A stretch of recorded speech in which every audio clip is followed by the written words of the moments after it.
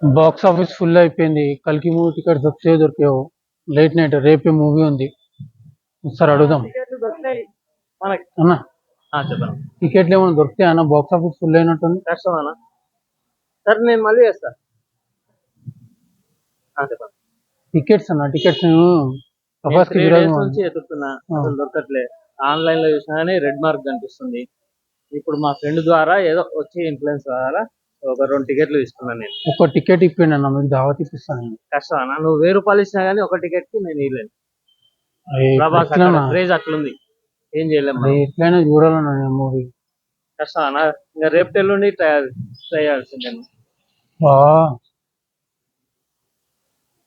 ఏదైనా ఒక ticket available ఉంటే చూపించండి అన్న ప్లీజ్ అన్న. కష్టం అన్న. సరే రేపు మధ్యాహ్నం కానీ ఎల్లుండి కానీ ట్రై చేయమంటే ట్రై చేస్తా. అని ప్రభాస్ కి చాలా హార్డ్ కోర్ ఫ్యాన్ అన్న. సినిమా చూడకపోతే నాకు అసలు నిద్ర కూడా పోతుంది. అదే అన్న, నేను ఏం చెప్తున్నా అంటే నీకోసం రేపు కానీ ఎల్లుండి కానీ ట్రై చేయమంటే ట్రై చేస్తా.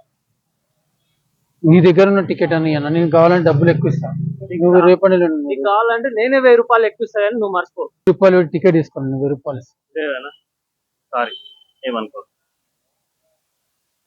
అమ్మ, ఎప్పుడైనా ఫస్ట్ షో చూస్తుండే ప్రభాస్, ఈసారి మిస్ అయిపోయింది.